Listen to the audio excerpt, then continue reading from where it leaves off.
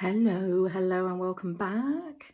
I don't know how this video is going to go because I'm on my knees in my bathroom, mainly because I've got nowhere to stand my phone and it's bizarre, I can't do editing right, so I have to think about all these things first. I know that some people would have their camera, phone or whatever on a stand, and mine's not, it's in my hands, and I wanted to just sort of address something in my bathroom here, and I can either have the camera pointing at that and you can't see me, or pointing at me and you can't see that. I don't know how to, you know, if you turn the camera around halfway through a video, then it's two videos, it's not just one, and I don't know how to mash them together. Well, I kind of do, but anyway. So I'm on my knees, which hurts because I am 53, so my knees do hurt kneeling on a linoed floor. But I just wanted to address a few things. Firstly, I am going bald, and because I have this spotlight here right above my head, where is it? Oh, it's up there, right above my head, and it's shining down and emphasizing, because it's shining off my actual head, it's emphasizing how thin my hair is, and I have really struggled with this. Let me turn so that the light is not shining straight on. See, look, when there's no light directly above me, it's not quite so bad. I've really struggled with this, and partly because when I'm washing my hands in any bathroom in the house, there's a light shining right above and there's a mirror ahead of me, and I can see it, and I think I'm losing my hair really quite drastically, I think, considering I used to have incredibly thick hair. It was kind of like my pride and joy, really, you know. Anyway, I'm not going to let that stop me with this video. I was tempted at first. I thought, oh crikey, look at my head. And then I thought, you know what? I'm taking some expensive vitamins, which surprisingly are called Hairvit. Cost me £30, and this will be a good way of finding out whether they actually work when I watch this video back in a few months' time. And I'll be able to think, hey, yeah, I've got more hair than I did there, or now I've got less. But this is, for me, I am convinced it's part of the menopause. And like I say, I've really struggled with it. But most people don't notice. When I go to people, oh no, take that photo down, I look bald. They say, I can't see it. But gosh, I can. I really can today. We need to change the angle a bit. Anyway, what I wanted to do was talk to you about my, you won't be surprised to hear that I'm on another no-spend year.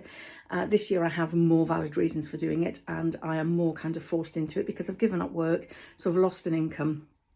I'm married and my husband earns, you know, he's the breadwinner. My money was always just a little bit of extra that led us to have a nice lifestyle, but I've given that up through choice, and I'll probably go into videos later on about why. So because of that, I am going to be having a no spend. We'll start off with a no spend January. I know I can achieve it because I started, before I gave up work, I started to cut back on my spending and try to get some money in the bank. But I want to talk to you about sort of what I do when something runs out and I need to purchase, or feel the need to purchase something. And this may not be relevant to you, or it may be incredibly relevant to you, but let's get a start. Oh, now this is difficult, isn't it? Because I'm holding the camera in the wrong angle. Right, so I have just used my last... this is the deodorant I use. It is Wild deodorant. You're perhaps familiar with it because it's quite a popular one, especially amongst the zero waste community. I've just used my last packet, so this box is now waiting to go into either the cardboard recycling, but the little thing inside that the deodorant comes in will go onto my compost heap. So I've just put the last one of those in there, and I'm thinking, what am I going to do when that runs out? Because I don't have another one. Do I go out and buy one? Well, I had a root around in my drawer, okay, and discovered I still have this. Now, this is years old. It's a salt rock. If you're familiar with them, it's literally just a lump of salt. Very hard. And for a lot of people, they struggle to use it. And I think the reason I've still got it is because it does take more effort. You need to apply it wet, and you keep applying until it's gone dry. So you spend a long time. You can't, if you just sort of wet it and then rub it onto your arms, all you're doing is putting water on. But if you keep going until the skin is then dry and you sort of feel a bit of drag, it's supposed to be doing the job. And so I thought, well, I'll just use that. And do you know what? I've had it years, mainly because I haven't used it much. Because of the extra effort involved. I mean, this thing is nice and easy. A few swipes and you can see that it's gone on, you can feel that it's gone on, you can smell that it's gone on. This being unscented and being a really hard piece of rock, basically. Hear that? okay, if you're not familiar with them. It doesn't feel like you've put deodorant on, but I'm going to stick with it. When this is all gone, I'm going to stick with it and use this. And I reckon I can get to the end of the year with this. I honestly do. They last forever. So I was kind of chuffed to find that I'd still got that.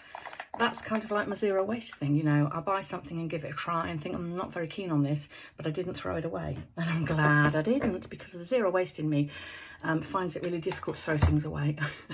I've got my husband's socks drying up there. Why they're in my bathroom and not his. Anyway, so yeah, that's the first thing. Then it gets better.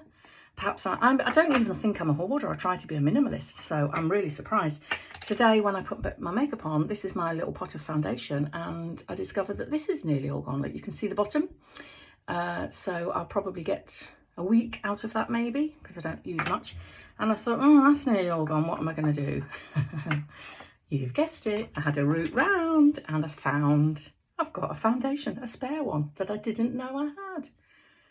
I think this was, my daughter was getting rid of it and I said, I'll have it. Again, the zero waste in me is like, don't throw it away, I'll use it. So good news. When that's all gone, I've got another, and like I said, I don't use much, so I think that will last me quite a while. So let's see, maybe in 4 months time or something, I'll be going, oh no, I've run out of this, what am I going to do? And I'll have a good old route around the cupboards and I might find another. I don't think I will. My cupboards are fairly, drawers are fairly organised, look.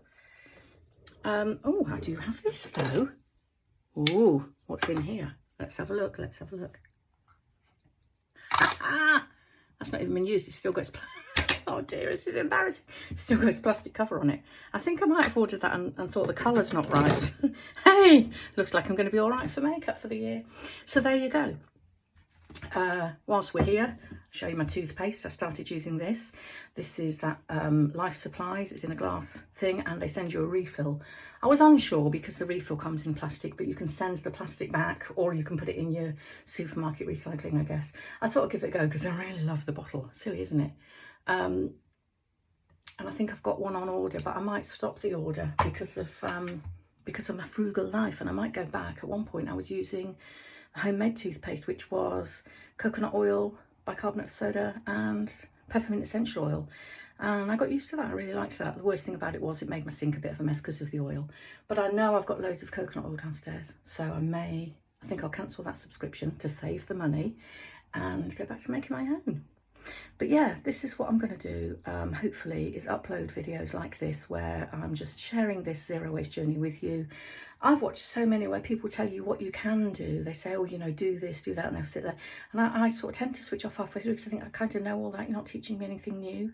But I thought I would quite like to see what people are actually doing, how they're going about this. And I remember one of the books I read, one of my favourite books and one of the very first ones I read, which was by Michelle McGrath, and it was called My Buy Nothing Year. And it was really good, a really good book. She explained exactly what she did, and she was really, really strict. I mean, I'm not going to be that strict because I don't have to be. I do have some money to be able to have a nice lifestyle, so I will still be going to have coffee with friends and things like that. But what I want to do is not bring physical objects into the house. I want to use up what I've got, which, as we've just discovered, there is stuff that needs using up. I want to save more money because, as I've said, I've lost my income. And part of it is about becoming more minimalist. Part of it is about becoming more zero waste. And part of it is just curiosity to see how I can get along and what I can do and how creative I can be when I feel that I need to buy something because this last pair of jeans has got a hole in or something. Actually, I'm worried now that I'm showing you some crap on the floor in my bathroom. Can you see? This pair of jeans do have a hole in. But thankfully, it's kind of the fashion, isn't it? I can get away with it. But you know what I'm saying. When I get to the point where I think, oh, you know, I need to buy that. What am I going to do? How am I going to manage? Am I going to resist temptation? And I actually have found over the few months that I have been trying not to spend in preparation for giving up work. Basically, today is day 2 of early retirement I'm going to use. I didn't want to use the phrase retirement because it makes me feel old, but I can't think of another word to use without sounding like I'm unemployed or a housewife who relies on my husband, which I guess I am.